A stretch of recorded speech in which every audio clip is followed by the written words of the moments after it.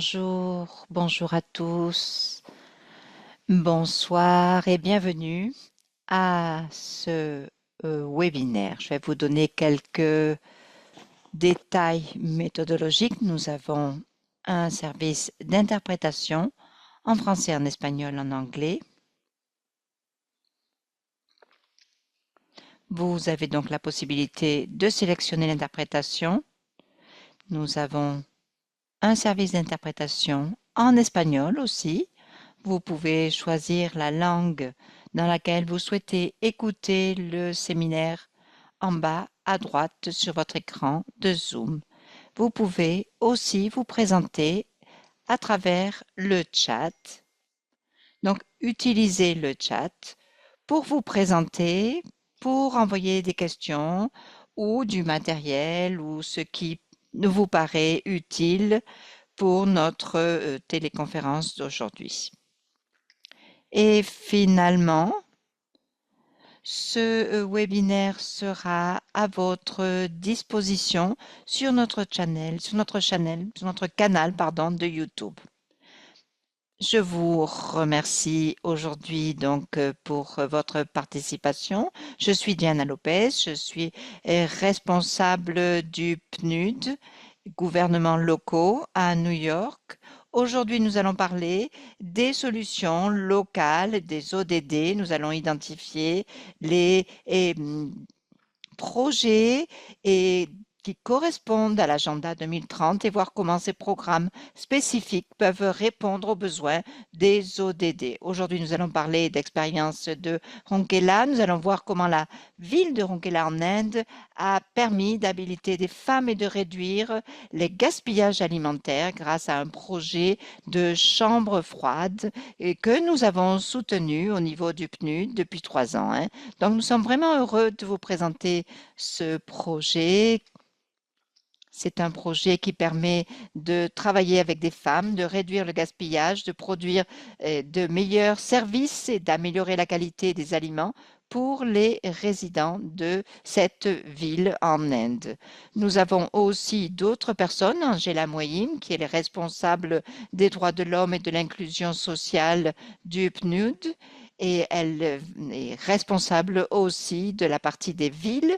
Elle va participer à ce webinaire. Elle a travaillé sur les questions de genre, sur l'habilitation des femmes dans le monde entier. Nous la remercions pour sa présence aujourd'hui. Et puis nous aurons 2 intervenants de l'Inde. Nous avons donc Roma Sahu, qui est responsable de la mission de la ville, de la participation donc municipale de la ville. Et puis, nous avons aussi notre collègue Bewin Tom, qui est superviseur et responsable d'un projet de Rokela et qui a travaillé avec nous pendant ces 3 dernières années. Ensuite, nous avons donc le gagnant de ce concours des maires, concours mondial, et qui a eu lieu en 2021, que nous voulons inviter à ce webinaire. Donc, nous allons entendre des points de vue externes, nous allons voir un petit peu ce que vous avez fait pendant ces 3 dernières années, nous allons voir vos témoignages ou entendre vos témoignages pendant ce webinaire pour savoir ce qui s'est passé à Bokela et parce que on a beaucoup travaillé sur ce projet, puis des fois, souvent même, on passe d'un projet à l'autre, on oublie un petit peu ce qui s'est passé pendant les 3 années de travail avec les participants de cette ville. Donc, l'objectif de ce webinaire aujourd'hui est justement d'entendre votre histoire et de reprendre un petit peu votre trajectoire.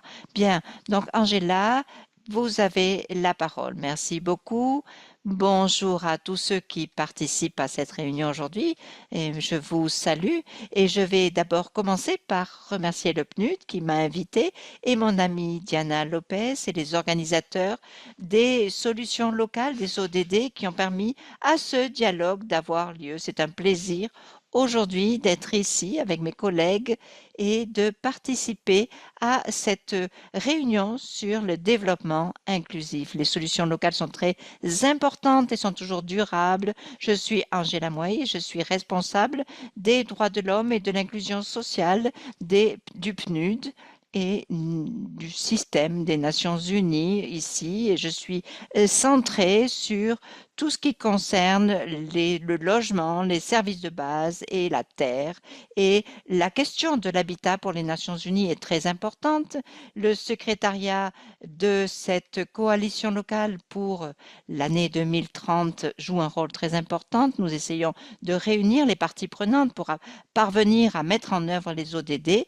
Donc, je vais vous faire quelques petits commentaires. D'abord, les actions locales sont très importantes pour atteindre ces objectifs de développement durable. Et quand on parle des communautés, des villes, c'est important de leur donner un rôle pour avoir du succès. Les actions collectives aussi sont très importantes. Travailler avec les gouvernements nationaux, les communautés locales, c'est très important. Et cela va nous permettre de parvenir à une réalité pour les communautés.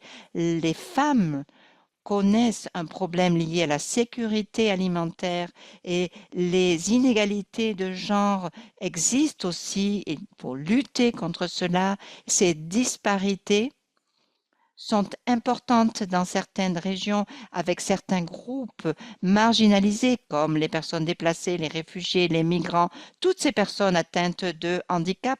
Et c'est pour cela que nous travaillons sur ces questions avec Habitat des Nations Unies, cet organisme pour lequel je travaille. Nous travaillons sur les groupes marginalisés. Nous essayons de mettre en place des systèmes d'urbanisation efficaces, de chaînes alimentaires, de changer certains modèles et en fonction de l'innovation et des avances technologiques, nous constatons que nous parvenons à obtenir des résultats positifs pour une alimentation pour tous et pour lutter contre le changement climatique également.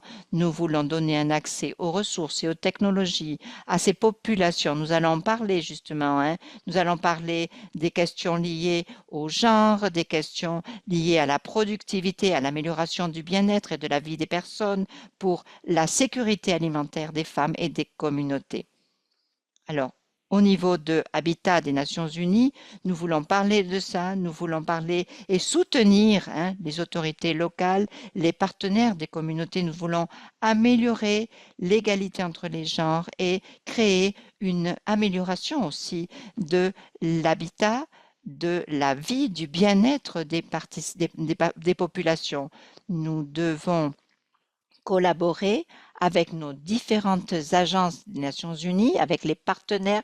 Nous devons collaborer au niveau des pratiques de travail qui considèrent différentes approches dans un contexte dans lequel l'innovation a lieu. Par exemple, permettez-moi de vous donner quelques petits exemples des personnes qui travaillent dans ces programmes de petites villes de Habitat des Nations Unies qui soutiennent les développements au niveau des gouvernements locaux et nationaux. Un autre exemple, nous travaillons pour améliorer la gestion des déchets dans les espaces urbains, pour améliorer la vie dans les villes. Et nous avons créé un outil qui s'appelle Villes et déchets. Nous voulons partager des connaissances, des collections de données, fournir un soutien pour les projets financiers et améliorer les pratiques de gestion de déchets durables.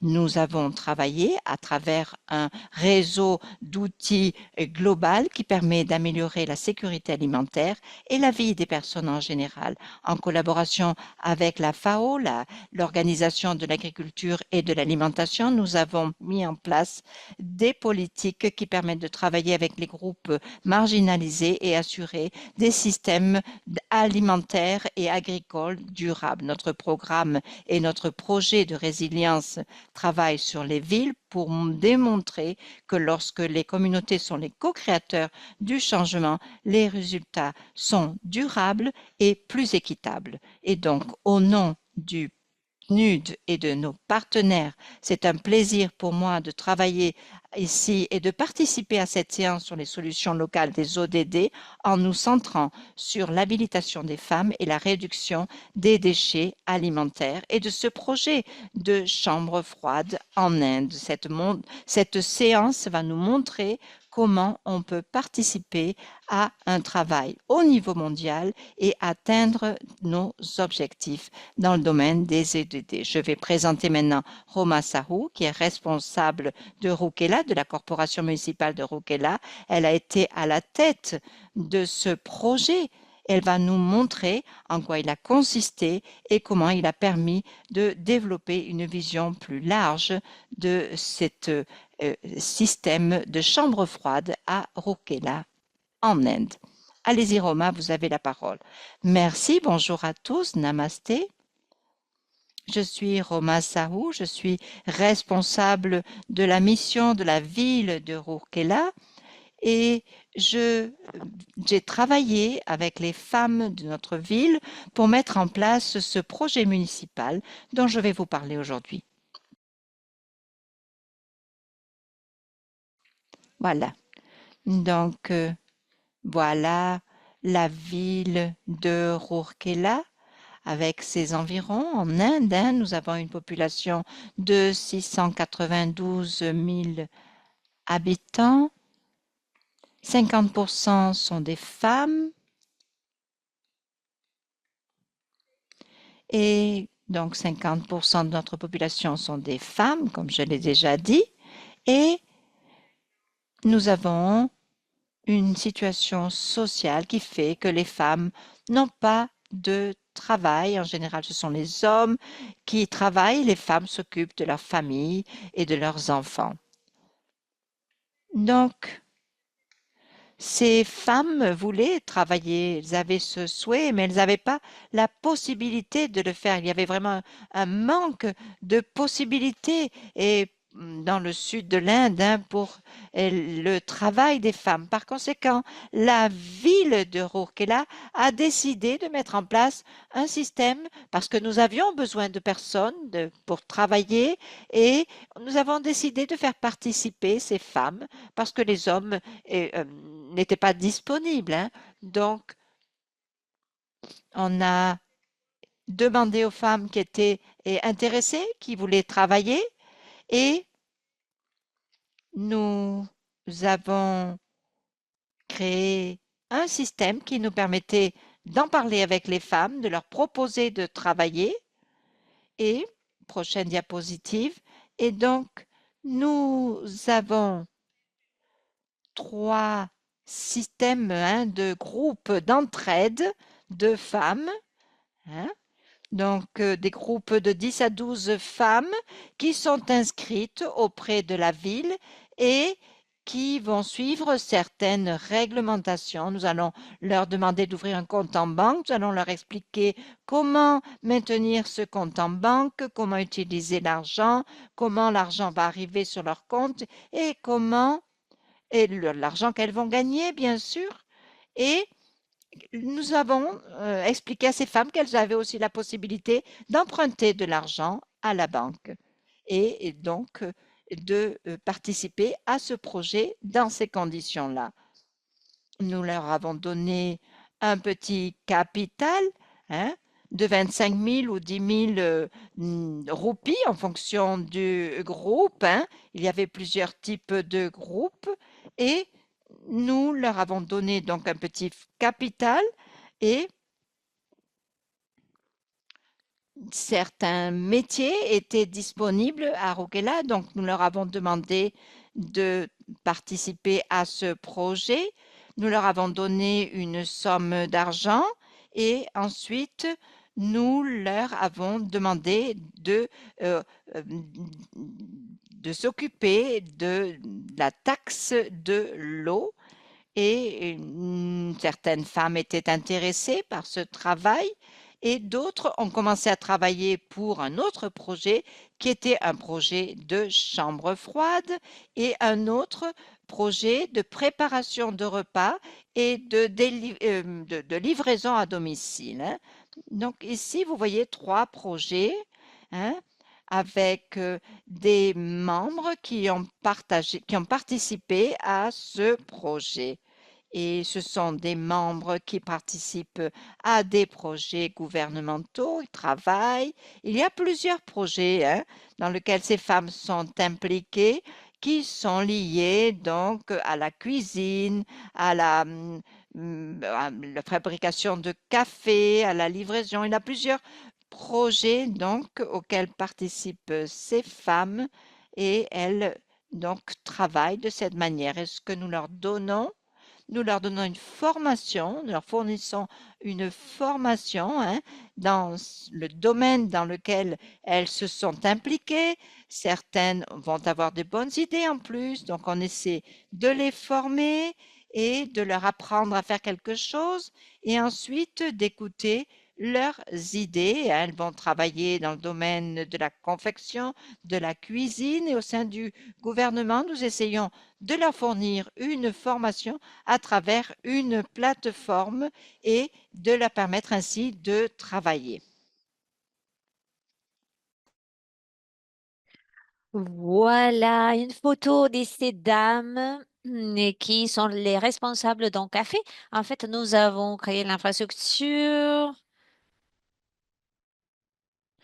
Elle cuisine, elle prépare les repas pour les fonctionnaires du gouvernement, etc. Alors, par mois, leur revenu est de 25 000 à 30 000 roupies, c'est-à-dire que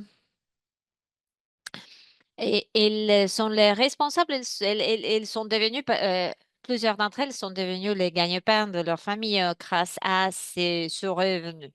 Alors, le travail de la gestion de déchets, les femmes qui sont responsables des différentes étapes de la gestion de déchets, les MCC, le MRF, etc. Alors, elles travaillent dans tous les secteurs. Il y a une agence spécialisée qui forme les femmes pour ces tâches-là. Nous avons le projet également, un projet de compostage. Il y a des membres de cette initiative qui sont formés pour la gestion des déchets, pour le compostage des déchets organiques. Cette diapo concerne les entreprises du secteur privé. Alors, les entreprises obtiennent un prêt des banques et c'est pour ça que les femmes qui participent à cette initiative peuvent lancer leur propre entreprise, leur propre PME. Alors, nous voyons comment les femmes s'engagent dans la ville de Jalasatiz. Elles deviennent les responsables de la récolte de la taxe sur l'eau. Alors, nous voyons une hiérarchie des femmes qui travaillent.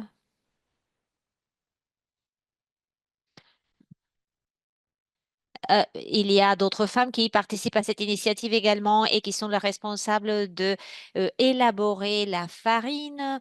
Et on passe à la suivante. Ici, à Rourkela, il y a 145 parcs pour les enfants. Les femmes participant au projet participent à ces parcs. Elles prennent un travail de demi-journée et soit le matin, soit l'après-midi. Et les paiements ou le revenu pour cela, c'est de 6 000 roupies. Euh, alors. Il y a des femmes qui sont les responsables de faire l'entretien de toilette et pour l'entretien de toilette, nous fournissons à peu près 1 000 roupies et nous payons en revenu, nous payons une espèce de salaire pour cet entretien et c'est-à-dire que les femmes sont les responsables de recueillir les déchets à domicile euh, avec les déchets, elles collectent aussi en taxes ou en revenu, petit revenu, en frais qui est payé par les utilisateurs, par les membres de chaque foyer. Alors, nous avons plus de 3000 groupes des femmes qui ont été créés, 3245 plus spécifiquement, plus de 30 000 membres qui sont toutes des femmes. Elles ont leur propre registre, elles sont inscrites, elles ont leur propre compte bancaire. Elles apprennent comment dépenser leur argent, comment gérer leurs fonds en général. Elles apprennent la gestion financière et leurs revenus se sont améliorés et évidemment parce que les femmes obtiennent un meilleur revenu, cela bénéficie leur famille, leurs enfants et elles peuvent affronter leurs dépenses éducatives et médicales également.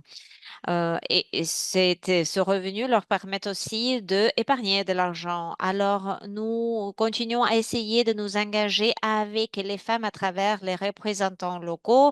Nous avons reçu de bons retours d'informations de la part des représentants et nous avons eu plusieurs réussites grâce à cette initiative. Et nous recevons des retours d'informations sur comment les femmes travaillent, comment elles s'engagent à la gestion des déchets, dans la cuisine que nous avons conçue et les résultats ont été vraiment positifs. Alors,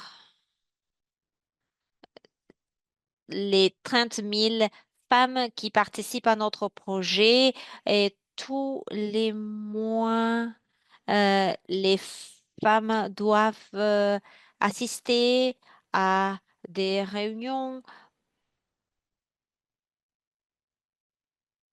pour savoir quels sont leurs besoins, quelles choses leur manquent, etc.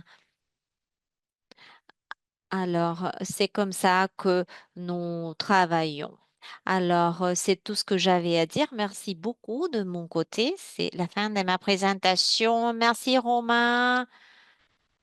Vous avez couvert tant de sujets. J'étais en train de prendre des notes pendant votre présentation. Il est vraiment surprenant de voir comment ce projet a ouvert tant de portes pour engager les femmes, pour les autonomiser.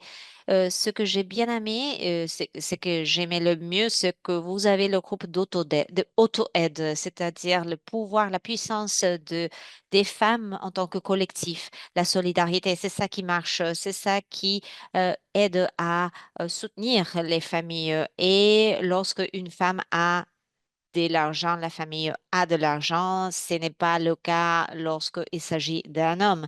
Alors, le projet a aidé à ouvrir d'autres activités. Vous avez mentionné la collection de la taxe sur l'eau, la collection, la récolte des déchets, la chambre froide également, comment les produits peuvent être bien préservés et aussi la livraison à domicile. Voilà quelque chose de très important parce que pas tout le monde peut se rapprocher du marché.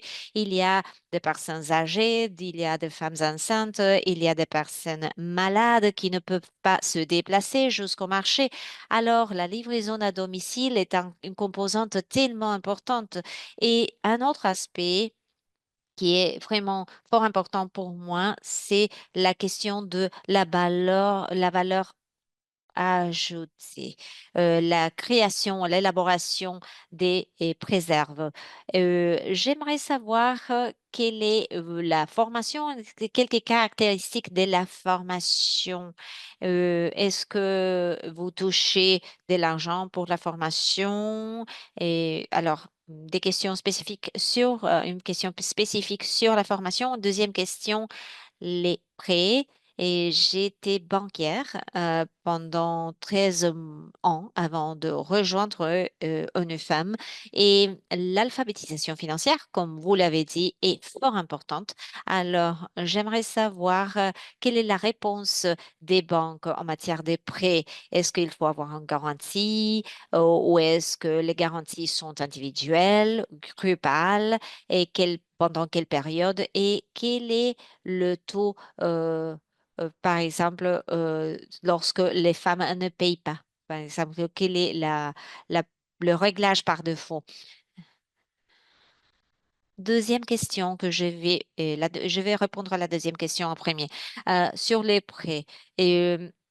Le gouvernement établit les prêts pour les femmes. Un couple peut prendre un prêt de jusqu'à 20 lakhs de la part d'une banque.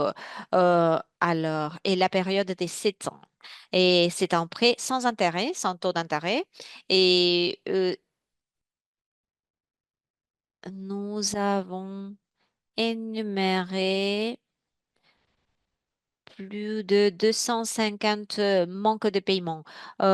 Pourquoi est-ce que cela s'est passé, ce défaut de paiement? C'est parce que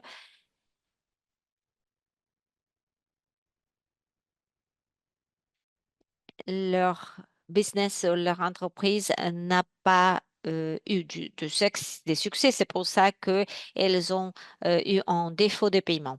Alors, nous avons obtenu des garanties avec le banquier, c'est-à-dire nous devons leur apprendre à développer leurs entreprises et sur l'aide, leur avons appris comment elles peuvent faire recours à l'aide des banques pour repayer leurs prêts. C'est-à-dire que nous avons formé les citoyennes sur les mesures ou les méthodes de repaiement.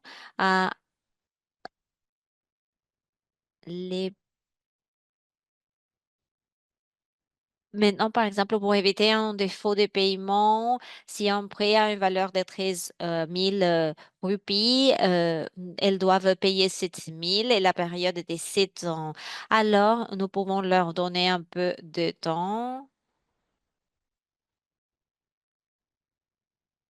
C'est comme ça que nous octroyons un certain temps pour remettre l'argent, les fonds du prêt. C'est-à-dire donc que le secteur bancaire aide ces groupes d'auto-aide en matière de période de repaiement des prêts. Petit à petit, n'est-ce pas? Mais maintenant, concernant la formation, nous y sommes engagés, mais nous ne touchons rien. Nous ne demandons pas au groupe d'auto-aide de payer les formations. C'est à partir de notre revenu que nous payons l'agence responsable de la formation et c'est comme ça que la formation est octroyée au groupe. Il y a une fondation qui a été ajoutée récemment, c'est la Lighthouse Foundation et à travers cette fondation, nous donnons de la formation aux mères, aux mères célibataires, aux mères qui habitent toutes seules, qui n'ont pas de mari. Et même chose pour le secteur de la confection, de la beauté, etc. Deux questions de plus. Merci, Roma. Vous avez parlé des activités, l'entretien de l'infrastructure, les espaces publics, les espaces privés. Vous avez parlé du balayage des rues, les toilettes qui payent pour tout cela. Et mon autre question est liée au groupe d'âge avec lesquels nous travaillons. Est-ce que nous parlons de femmes qui sont toutes jeunes? Est-ce que nous parlons de femmes qui sont plus âgées, etc. Alors, je dirais que l'âge des femmes va entre 18 et 60 ans. Alors, c'est un groupe assez large des femmes qui ont la permission de participer à ce groupe d'aide, c'est-à-dire les âges vont de 18 ans à 60 ans. Euh, Par rapport au paiement des prêts, la gestion des déchets, etc., nous travaillons directement avec ces groupes-là et nous octroyons les prêts dans le lieu de travail. Je me demande sur le groupe d'âge parce que j'aimerais voir un planning pour ne pas avoir seulement les jeunes, mais d'autres personnes aussi. Alors, al- euh, peut-être que vous pouvez parler sur comment vous formez les jeunes femmes pour qu'elles prennent le leadership, pour qu'elles prennent le relais lorsque les femmes plus âgées prennent leur congé. Oui, je peux vous parler d'un groupe, par exemple, dans un groupe d'une dizaine de membres, hein, nous avons des personnes qui sont pauvres. 70% de ces personnes vont être divisées entre présidente, secrétaire, trésorier. Donc, on leur donne chacune un rôle. La présidente, donc, va jouer ce rôle de présidente et doit avoir entre 25 et 35 ans parce que cette personne va être responsable de beaucoup de choses. Ensuite, le trésorier, il va s'asseoir, il aura une vie plus calme, hein, une activité plus calme, hein, puisqu'il va s'occuper de faire des comptes, etc. Donc, nous avons décidé d'avoir pour chaque catégorie un âge, hein, et qui correspondra à l'activité de chaque femme. Fantastique, je vois qu'il y a des questions. Je vais donner la parole à Mélissa pour qu'elle s'occupe de gérer la partie du chat. Allez-y, Mélissa, vous avez la parole. Merci. Peut-être que nous allons laisser les questions pour la fin, pour une question de temps, et nous allons passer au prochain intervenant. Merci, merci beaucoup Roma, c'était fantastique, hein. C'était très intéressant cette présentation. Nous vous remercions et nous vous félicitons pour votre travail. Merci, merci beaucoup. Et bien maintenant, nous allons donner la parole à Bevin Tom, qui est superviseur de projet du PNUD en Inde, et il va nous présenter les directives de ce projet. Il va nous parler de la partie technique institutionnelle des leçons apprises et cela est très important, hein, parce que il faut apprendre à mesure de ce qu'on des projets, hein, et de suivre ces projets, tirer une expérience. S'il vous plaît. Donc, merci. Bienvenue à tous je vais vous présenter ce projet. Je vais vous expliquer un petit peu comment nous avons développé ce projet avec mes collègues, comment nous avons organisé les femmes qui ont donc participé à ce projet. C'est un très bon exemple de la façon dont on peut habiliter les communautés. Et je dirais que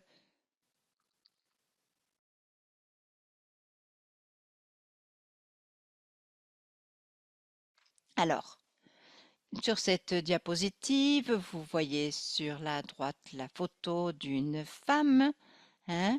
C'est une commerçante, hein, et qui cultive ses propres légumes, qui va tous les jours au marché pour vendre ses légumes. Elle fait entre 10 et 50 kilomètres pour parvenir à la ville dans laquelle elle va vendre ses légumes et elle vend ses légumes donc pendant toute la journée. À la fin de la journée, cette femme est obligée de vendre ses légumes à perte parce qu'elle sait que ces légumes ne vont pas se conserver jusqu'au lendemain.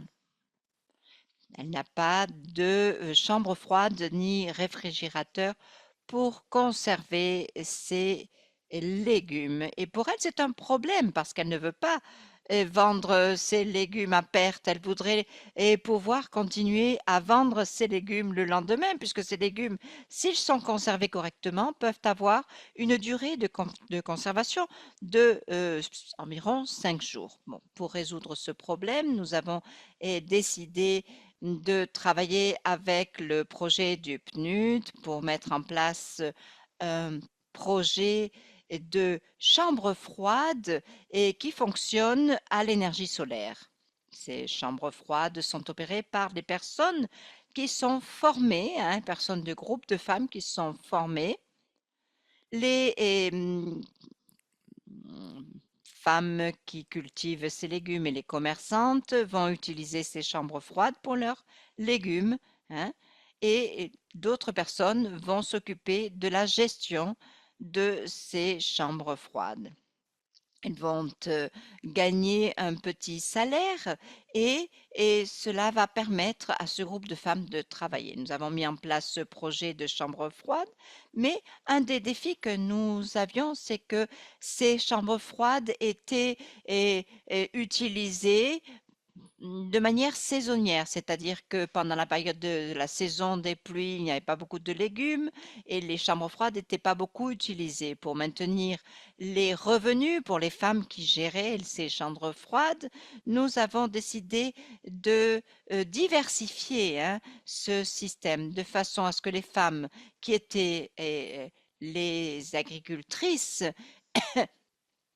et puissent fournir leurs légumes et ensuite les vendre, hein, dans des hôtels, dans des cantines, dans des restaurants et que tous ces légumes soient transportés par des rickshaws électriques de façon à ce que la livraison des légumes se fasse et que ces personnes puissent s'occuper de cultiver les légumes et d'autres personnes de les conserver. Donc, nous avons un système de magasins de légumes bio dans lesquels on va vendre des légumes, du riz, des épices et autres produits, des céréales et autres, de façon à améliorer déjà la qualité de l'alimentation des personnes de la ville et permettre bien sûr aux paysans de vendre leurs produits. Alors la première étape a été de construire, hein, de parvenir à une étude de faisabilité pour construire ces chambres froides. Nous avons étudié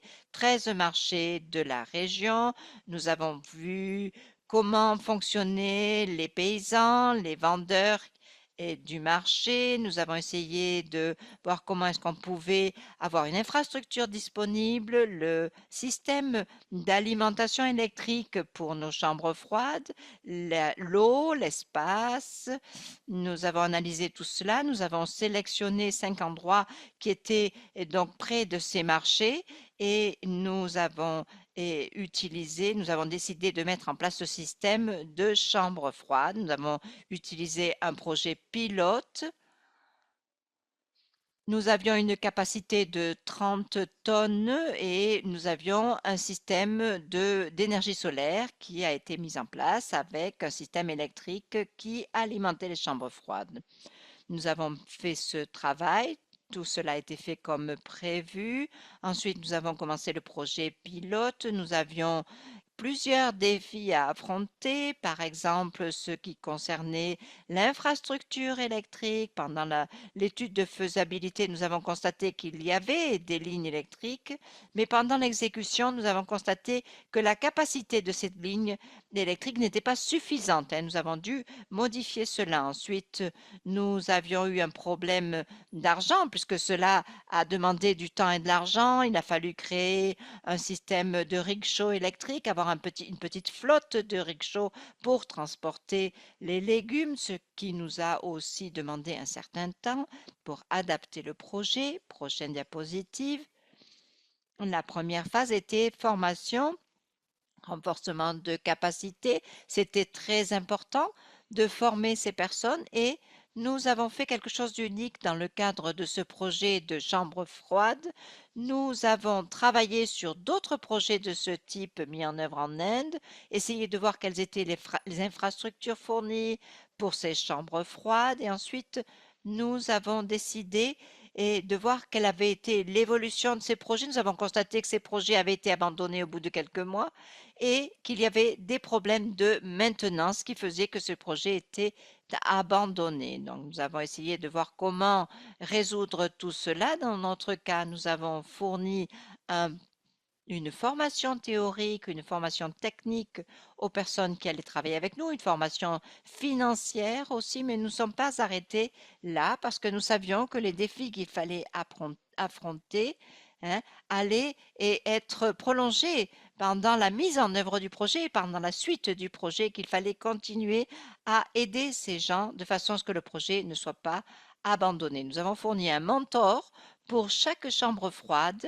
de façon à ce que ce mentor puisse affronter les différents problèmes et défis qui allaient surgir et essayer de résoudre ces problèmes tous ensemble.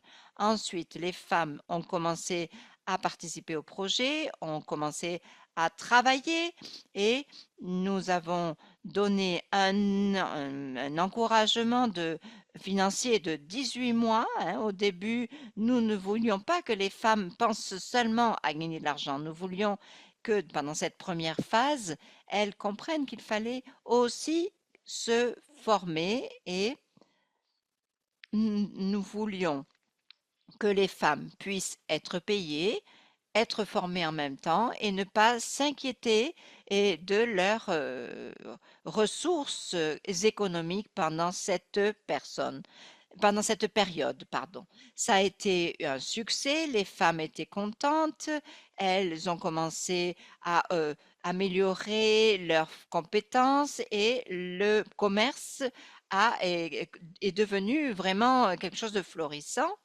Ensuite, on est passé à la prochaine étape qui était l'étape des chambres froides. Nous voulions que ce projet soit durable. Nous voulions réduire les dépenses aussi opérationnelles de ce projet. Donc, nous avons utilisé l'énergie solaire. Nous avons pu réduire ainsi le coût lié à l'électricité, à l'utilisation d'électricité pour ces chambres froides, mais il y avait des problèmes de maintenance.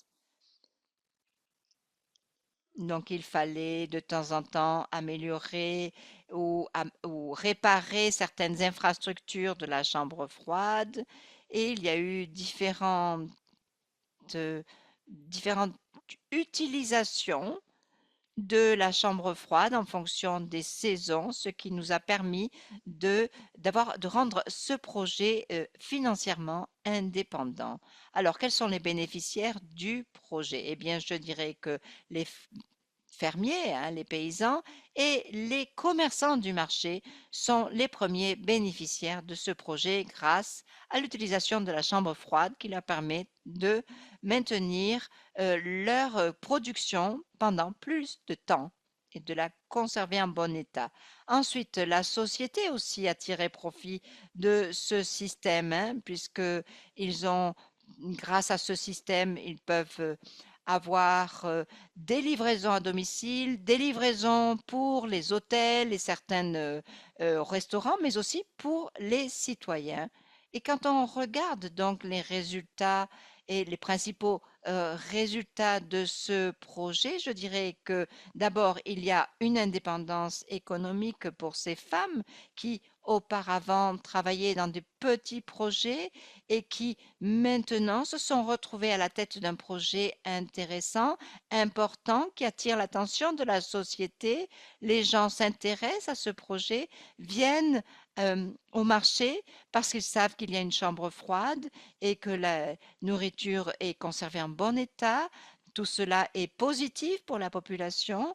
Les femmes ont maintenant une indépendance économique, un bon revenu grâce à ce projet et leurs compétences ont été modifiées. Auparavant, ces femmes étaient seulement considérées comme des femmes qui avaient des activités domestiques et maintenant elles savent utiliser un ordinateur, elles savent comment monter une affaire, gérer une équipe, etc. Et puis, nous avons aussi constaté une inclusion au niveau du genre. Ces femmes ont commencé à travailler, à entrer en contact avec différentes institutions, les hôtels, les restaurants. Elles ont beaucoup plus de confiance en elles. Elles peuvent rencontrer différentes parties prenantes, différentes personnes, parler d'affaires et collaborer avec différentes équipes, différents secteurs. Et puis, nous avons aussi constaté que pour les paysans, cela a signifié plus de stabilité au niveau de leurs revenus et, éviter la baisse ou l'augmentation de prix de certains aliments. Par exemple, dans le cas des tomates, les tomates sont cultivées, sont récoltées et le prix de la tomate ne va pas tomber, hein, ou réduire lorsque les tomates en grande quantité, arrivent en grande quantité sur le marché. Et de cette manière, on a réussi à maintenir le prix des tomates à environ 30 roupies le kilo puisque ces tomates peuvent être conservées pendant longtemps. Elles ne sont pas, on n'est pas, les paysans ne sont plus obligés de vendre rapidement leurs produits parce que les produits s'abîmaient. Ce n'est plus le cas maintenant. Les produits sont stockés dans la chambre froide et se conservent longtemps. Et de cette manière, les prix sont beaucoup plus stables et les prix sont beaucoup plus raisonnables en fonction du travail qui impliquait la culture de ces produits. Donc, on a des légumes qui proviennent de petits paysans, de petits cultivateurs qui vont aller vendre leurs produits sur leur marché, qui vont pouvoir imposer certains prix. Ils ne vont plus passer par des intermédiaires, ils peuvent directement obtenir un meilleur prix de leur culture, de produits qu'ils ont cultivés. Et cela va permettre d'avoir, grâce à ces chambres froides, la possibilité de stocker leurs produits pendant une semaine et d'éviter la perte d'une quantité de leur récolte.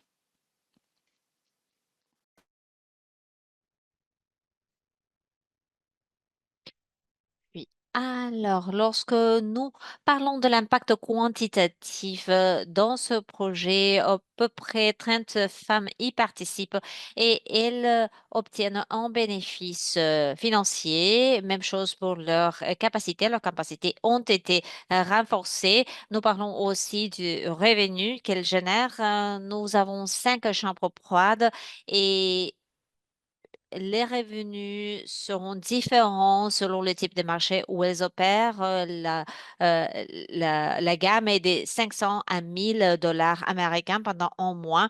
Alors, lorsque nous parlons du business en général, nous avons 276 000 dollars de revenus qui a été créé, qui a été généré depuis le mois de juillet 2023. Et les paysans utilisent ce projet, ils profitent de la chambre froide. Ils ont utilisé la chambre froide plus de 24 000 fois, ou les différentes chambres froides.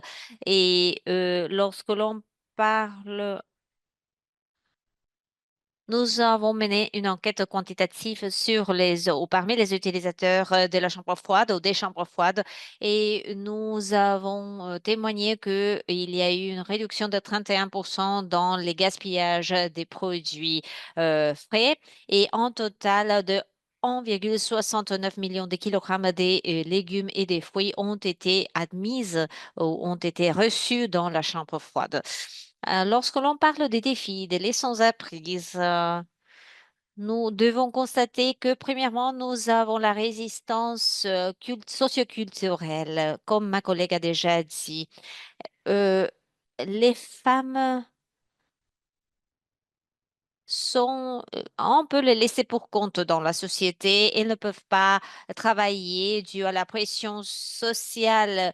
Grâce à ces projets-là, les femmes peuvent avoir un plus grand protagonisme en dépit de la barrière socioculturelle. Elles peuvent se mettre dans la première ligne du marché, elles peuvent rompre avec la barrière sociale, elles peuvent collaborer, elles peuvent avoir une petite entreprise grâce à ces initiatives-là.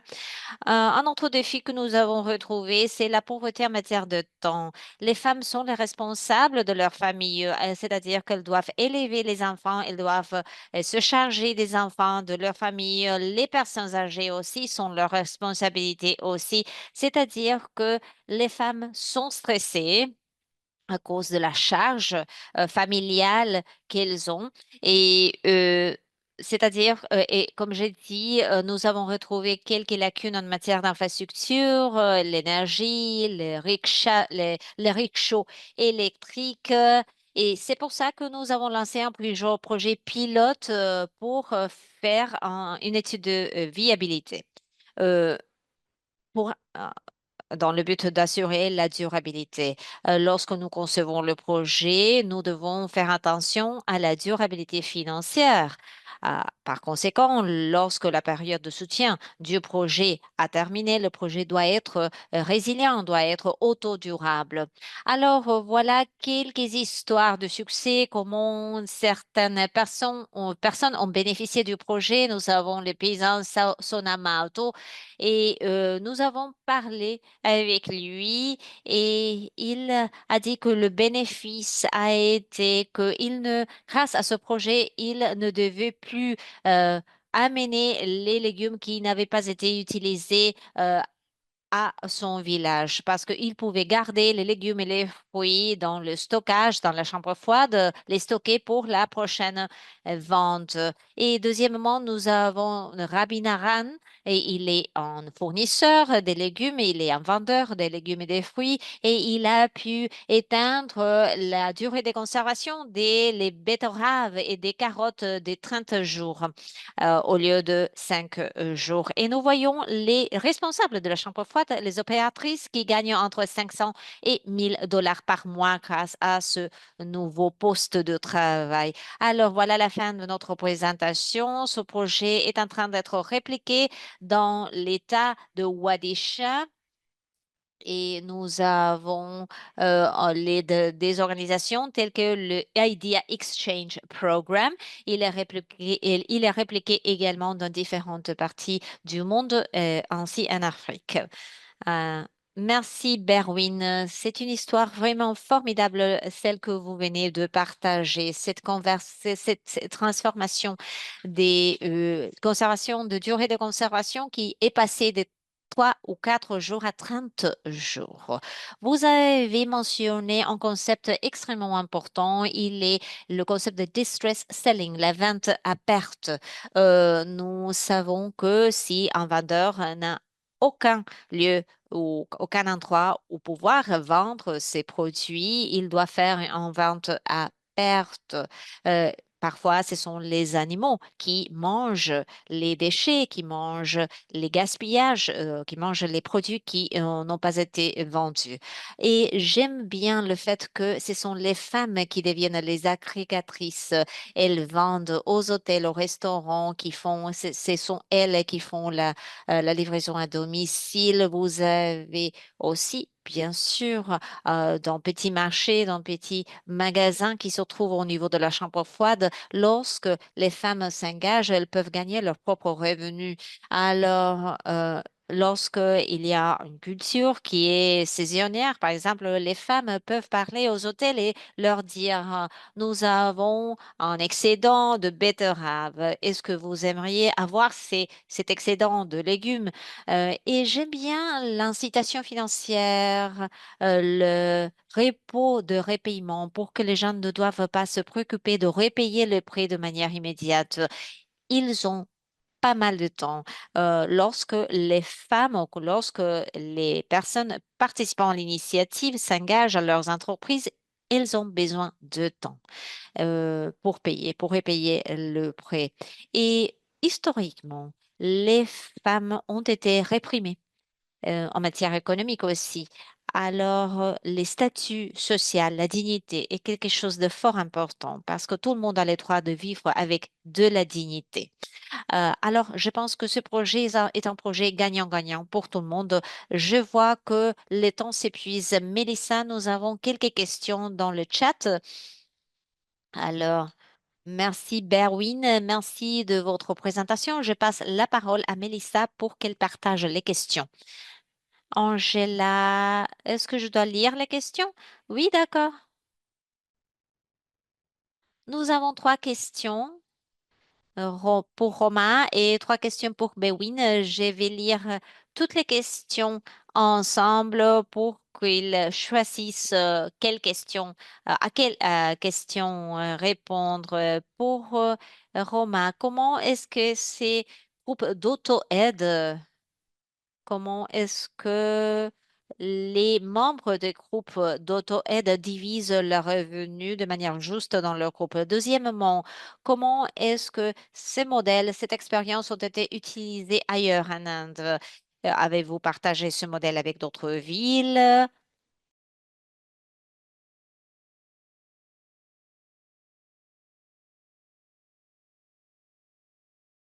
Et une question pour Bewin. Euh, les salaires, la question est sur les salaires qui payent pour l'entretien et pour le personnel. Et deuxième question pour Bewin, pouvez-vous partager cette expérience avec d'autres villes, avec d'autres pays? Si on veut faire ça, quelle serait votre recommandation? Est-ce que vous changerez quelque chose à partir de cette expérience-là? Alors, vous pouvez choisir une question à répondre parce que le temps s'épuise et ensuite je vais redonner la parole à Angela.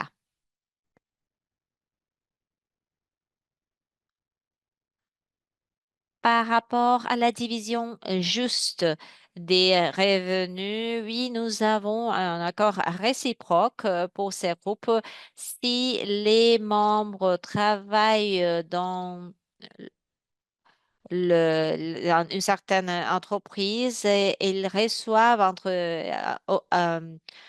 aux alentours de 10 000 roupies et dans les derniers mois, si ils ont obtenu un revenu de 10 000, elles peuvent diviser ce revenu parmi elles et depuis notre côté ou de notre côté, nous avons toujours un représentant qui sera toujours avec elle et qui peut générer ce flux de fonds. Tout marche très bien de cette manière.